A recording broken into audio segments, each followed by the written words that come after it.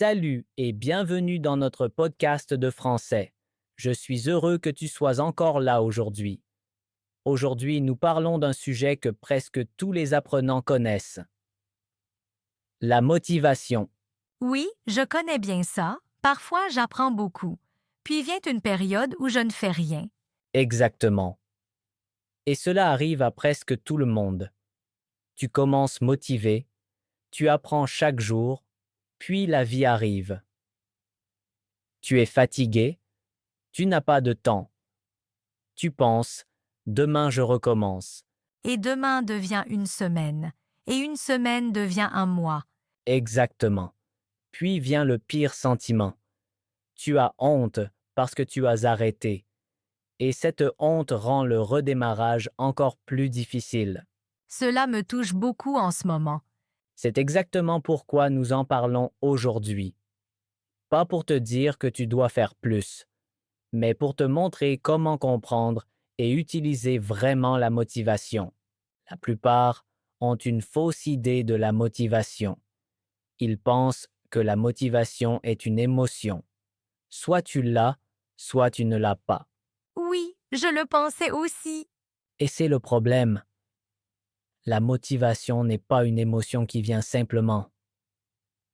La motivation est quelque chose que tu construis, pas à pas. Ça sonne différent de ce que j'ai toujours imaginé. Exactement.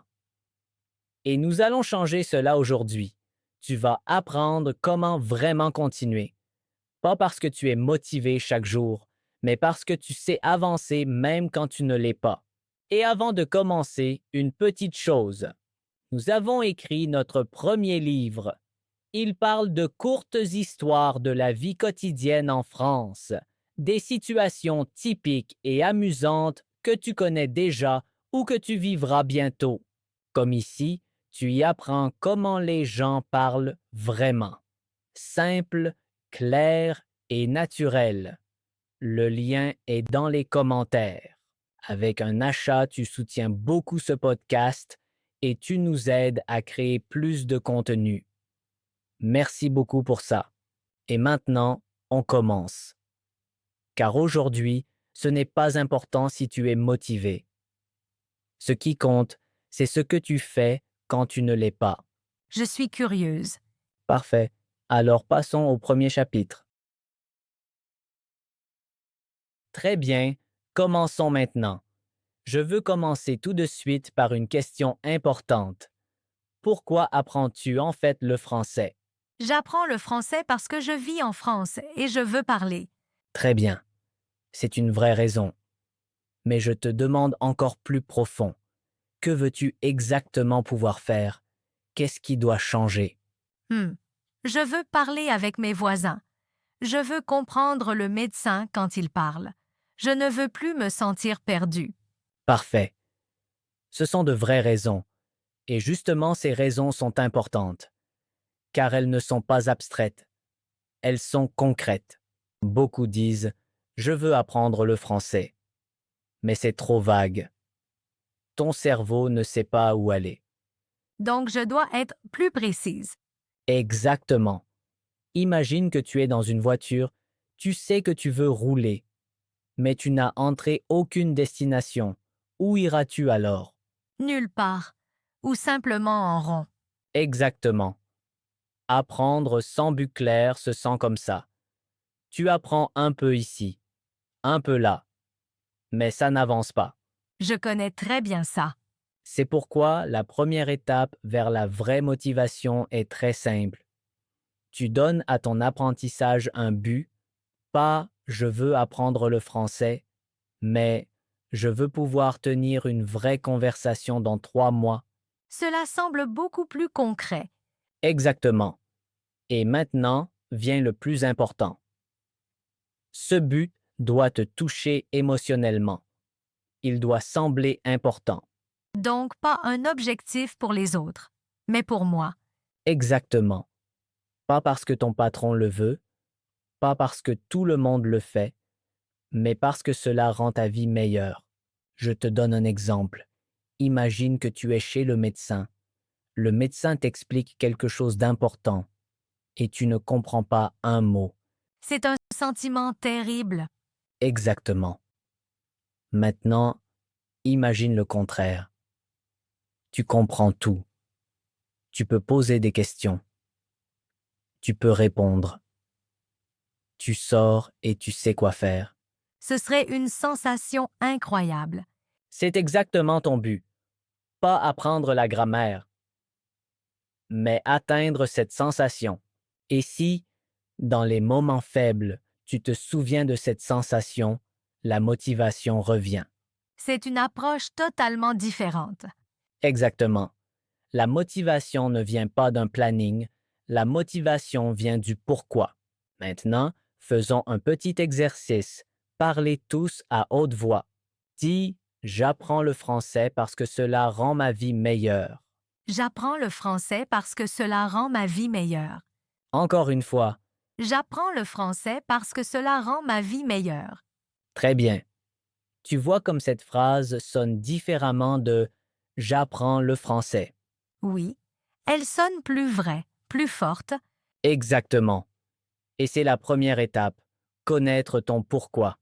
Dans le prochain chapitre, nous verrons pourquoi la motivation disparaît souvent et ce que tu peux faire. Cela m'intéresse beaucoup, car je la perds vraiment souvent. Alors, continuons. Très bien. Allons maintenant à la partie la plus difficile. Pourquoi la motivation disparaît-elle si vite? Et que peux-tu faire contre cela? Oui, je me pose exactement cette question. Je commence toujours motivée, mais après quelques semaines, elle part. Et c'est tout à fait normal. Ce n'est pas un signe que tu es faible, c'est la biologie. La biologie? Oui, ton cerveau aime la nouveauté. Au début, tout est nouveau. Nouveaux mots, nouvelles phrases, nouveaux progrès. Ton cerveau crée de bonnes sensations. Cela te motive. Oui, je connais ça. Au début, c'est vraiment amusant. Exactement. Mais ensuite, ton cerveau s'habitue. Le nouveau n'est plus nouveau. Les bonnes sensations diminuent et alors apprendre ressemble à du travail. Et alors j'arrête. Exactement. Et c'est le moment que presque tout le monde comprend mal. Il pense, je n'ai plus de motivation, donc je dois arrêter. Mais ce n'est pas vrai? Non, ce moment n'est pas un signal pour arrêter, c'est un signe que tu es en train de grandir, que tu es sorti de ta zone de confort. Cela sonne très différent de ce que j'ai toujours pensé. Exactement. Et voici la règle la plus importante. Tu n'attends pas la motivation. Tu crées une structure. Que veux-tu dire par structure? La structure signifie que tu ne décides pas chaque fois si tu apprends. Tu as une heure fixe, un lieu fixe, une routine fixe. Donc comme un rendez-vous avec moi-même. Parfait, c'est ça. Tu ne prends pas rendez-vous chez le dentiste pour dire ensuite ⁇ Je n'ai pas envie ⁇ tu y vas simplement. C'est une bonne image. Exactement. Et tu fais pareil avec le français. Tu n'apprends pas quand tu es motivé, tu apprends parce que c'est ta routine. Et maintenant vient un point très important. Combien de temps apprends-tu? J'essaie toujours d'apprendre très longtemps. Puis je suis épuisée et je ne fais plus rien. C'est exactement l'erreur. Beaucoup pensent que plus c'est mieux, mais ce n'est pas vrai. De courtes séances régulières sont bien meilleures que de longues séances irrégulières. Donc mieux vaut un peu chaque jour qu'une grosse séance par semaine. Exactement. Ton cerveau apprend par la répétition, pas par la quantité. Imagine que tu veux développer un muscle. Tu t'entraînes pendant des heures une fois par mois. Que se passe-t-il? Rien? Ou pire, des blessures? Exactement. Et c'est pareil pour l'apprentissage. De petites séances régulières construisent de petits bâtis de vraies compétences. Dis, j'apprends un peu chaque jour. Ça suffit. J'apprends un peu chaque jour. Ça suffit. Encore une fois. J'apprends un peu chaque jour. Ça suffit. Très bien. Et ce n'est pas une excuse. C'est la méthode la plus efficace. Dans le prochain chapitre, nous verrons ce que tu fais quand tu n'as vraiment aucune envie. Pas juste un peu de motivation, mais aucune du tout. Oh, je connais ça. Parfois, je ne veux vraiment rien faire. C'est exactement ce que nous verrons ensuite. Bien. Maintenant, parlons du moment le plus difficile. Tu n'as vraiment aucune envie. Pas du tout. Tu ouvres ton ordinateur et tu veux le refermer tout de suite. Oui, je connais très bien ça. Il y a des jours où tout semble lourd. Et c'est normal, c'est humain, il y a de tels jours pour tout le monde. Mais il y a une différence entre une mauvaise journée et un mauvais mois. Que veux-tu dire? Tout le monde a une mauvaise journée. Mais si une mauvaise journée devient une semaine, puis un mois, la routine s'écroule. Et alors je me sens mal à cause de ça. Exactement. Et cette mauvaise sensation rend le redémarrage encore plus dur. C'est un cercle. Comment sortons de là? Avec une seule phrase. Juste une phrase. Que veux-tu dire? Si tu n'as vraiment aucune envie, dis-toi, aujourd'hui je fais juste une chose. Une seule. Une seule chose. Exact. Pas une heure d'étude, pas tout un chapitre. Juste une chose. Par exemple, j'écoute un petit podcast. Je lis une phrase à voix haute. J'écris un mot. Ça semble presque trop simple? Exact. C'est ça le point. Cela doit être simple, car ton but ce jour-là n'est pas le progrès. Ton but est de ne pas arrêter. Ah, donc garder la routine. Parfait. C'est exactement ça. Une petite chose est mieux que rien, et rien est le plus dangereux. Parce que alors la pause devient chaque fois plus longue. Exact. Et maintenant, un autre point important. Pardonne-toi. C'est plus facile à dire qu'à faire. Je sais, mais écoute, si tu n'as pas appris pendant une semaine, tu ne peux rien changer à cela. La semaine est passée, mais tu peux recommencer aujourd'hui, Sans honte. sans honte, parce que la honte te bloque. Elle rend les choses plus dures, pas plus faciles. Imagine que tu trébuches en marchant. Tu tombes. Que fais-tu? Je me relève et je continue à marcher. Exact. Tu ne restes pas par terre à te gronder. Tu te relèves. C'est une bonne image. Et pour l'apprentissage, c'est pareil. Tu t'es arrêté. OK, tu recommences. C'est tout. Dis, je recommence aujourd'hui, sans pression. Je recommence aujourd'hui sans pression. Encore une fois. Je recommence aujourd'hui sans pression. Très bien. C'est une phrase forte. Garde-la en tête. Et encore une dernière pensée pour ce chapitre. Ne te compare pas aux autres. Oui, je le fais malheureusement souvent. C'est très humain. Mais c'est aussi très nocif, car chacun apprend autrement, chacun a des conditions différentes, des temps différents, des situations différentes. Je vois parfois des gens qui apprennent si vite et je pense que je suis trop lente. Et c'est faux, tu n'es pas trop lent, tu es sur ton propre chemin. Dis, je suis sur mon chemin. Je suis sur mon chemin. Très bien, c'est la vérité. Dans le prochain chapitre, je te montre comment voir tes progrès même si tu penses ne pas en faire. Oh, ça m'intéresse, car j'ai souvent l'impression de stagner. Alors, allons plus loin. Bien. Maintenant, nous arrivons à un point très frustrant pour beaucoup d'apprenants. Tu étudies, tu fais quelque chose chaque jour, mais tu ne vois aucun progrès. Oui, c'est un sentiment terrible. Tu travailles encore et pourtant tu as l'impression de ne pas avancer. Et c'est un mensonge que ton ressenti te raconte. Un mensonge? Oui, le progrès existe toujours, mais il est souvent invisible. Que veux-tu dire? Imagine que tu plantes une graine, tu l'arroses chaque jour tu ne vois rien. Rien. Puis un jour, quelque chose sort. Mais pendant tout ce temps, quelque chose se passait. Sous la terre. Exactement. L'apprentissage est pareil. Des connexions se créent dans ton cerveau.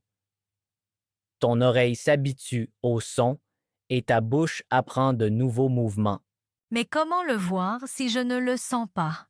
Tu le rends visible. Tu l'écris. Écrire? Oui, un journal d'apprentissage simple.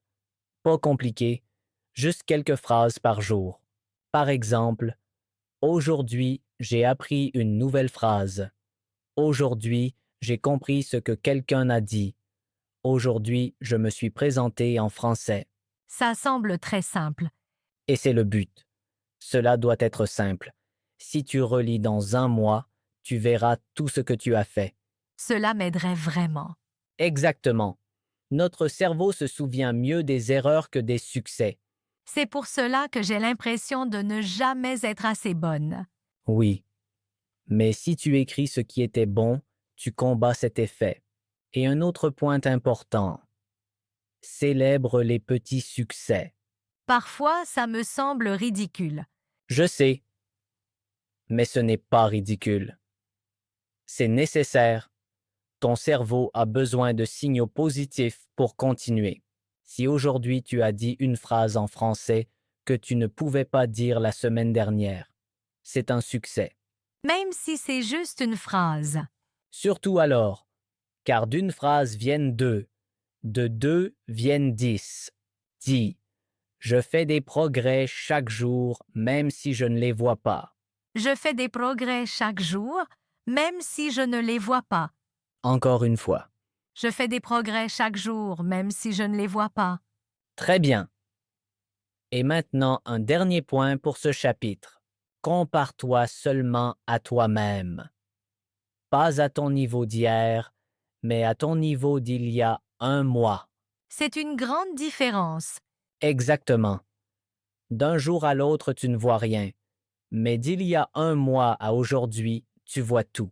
Ça me donne vraiment une autre perspective. C'est exactement le but.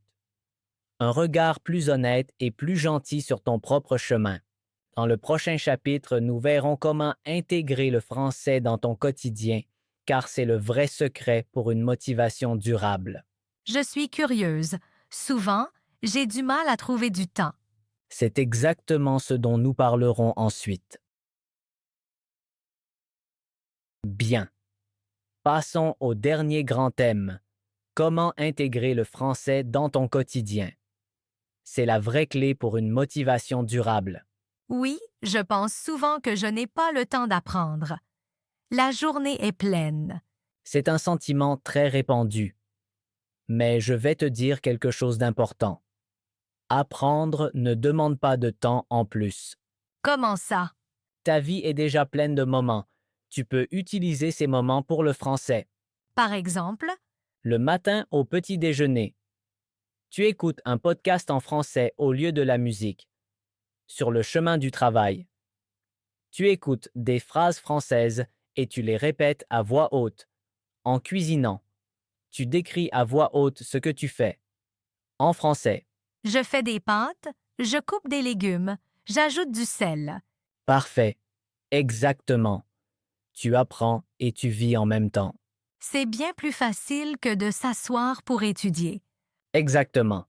Et c'est la différence entre apprendre et intégrer. Apprendre ressemble à du travail. Intégrer ressemble à la vie. C'est une belle différence.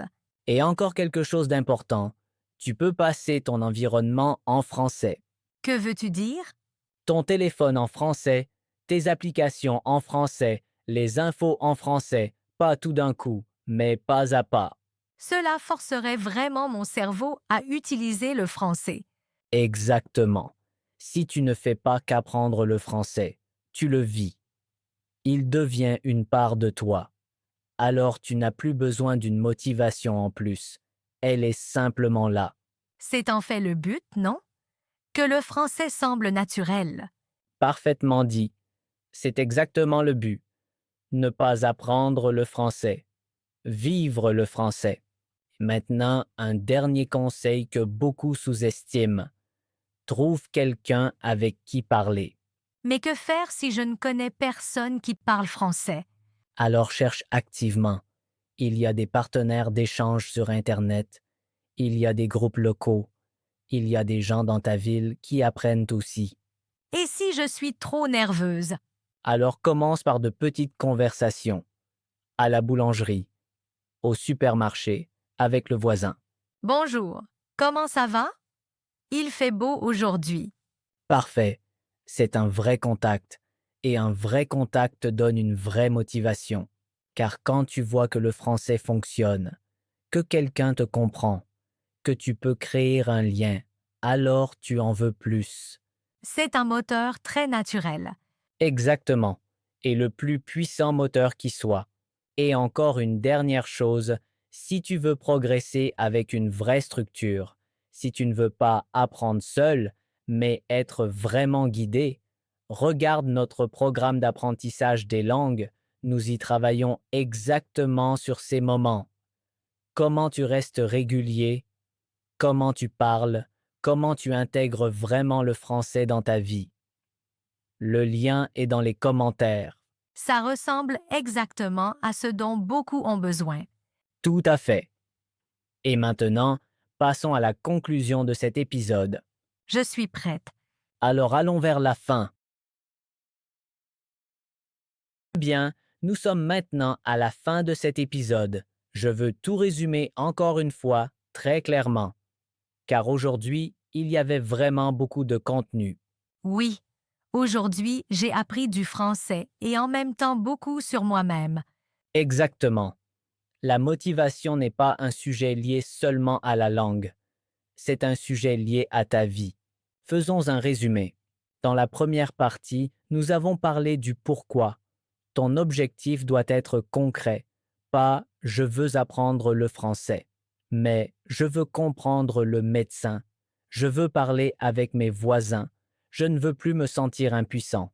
Connaître le vrai pourquoi fait une énorme différence. Exactement. Puis nous avons parlé de pourquoi la motivation disparaît souvent. Pas parce que tu es faible, mais parce que ton cerveau fonctionne ainsi. Et donc tu n'as pas besoin de motivation, tu as besoin de routine. Petite séance, chaque jour, cela suffit. Exactement. Nous avons ensuite parlé des jours difficiles, les jours où tu n'as vraiment aucune envie. La réponse est simple, juste une chose, une seule, et ensuite, pardonne-toi. Sans honte. Recommencer simplement. Parfait. Puis nous avons vu comment rendre le progrès visible, car il arrive toujours. Même si tu ne le vois pas, écris ce que tu as fait. Célèbre les petits succès. Compare-toi seulement à toi-même. C'était un point important pour moi. Et enfin, nous avons vu comment intégrer le français dans ton quotidien, pas comme une tâche en plus, mais comme une partie de ta vie. Au petit déjeuner, en cuisinant, sur le chemin du travail. Ne pas seulement apprendre le français. Vivre le français. Parfait, exactement cela. Et maintenant, voici ta mission, pour toi et pour tous ceux qui écoutent. D'accord? Je suis prête. Prends un moment aujourd'hui. Pense à ton vrai pourquoi. Pourquoi apprends-tu le français? Pas la réponse générale, la réponse authentique. Puis choisis une petite chose que tu peux faire en français aujourd'hui, juste une, toute petite. Je peux faire ça. Très bien. Puis écris-le dans les commentaires, ton pourquoi, ou la petite chose que tu as faite aujourd'hui. Ainsi, nous voyons que tu es vraiment engagé, et d'autres apprenants peuvent apprendre de toi et recevoir de l'inspiration. Oui, cela motive vraiment quand on voit que les autres tiennent aussi. Exactement. Apprendre n'est pas un sport en solo. Cela arrive aussi dans l'échange. Et encore une dernière chose, si tu veux vraiment parler français, si tu ne veux pas seulement apprendre des mots, mais vraiment parler, dans des situations réelles, avec de vraies personnes, alors regarde notre programme de langue. Nous te montrons exactement comment rester régulier et intégrer le français dans ta vie. Le lien est dans les commentaires. Ça ressemble à la prochaine étape. Exactement. Merci d'avoir été là aujourd'hui. Souviens-toi, tu n'as pas besoin de motivation chaque jour. Tu as juste besoin d'un pas chaque jour. Merci Pierre. C'était vraiment utile et motivant aujourd'hui. Avec plaisir. On se retrouve la prochaine fois. À la prochaine. Au revoir.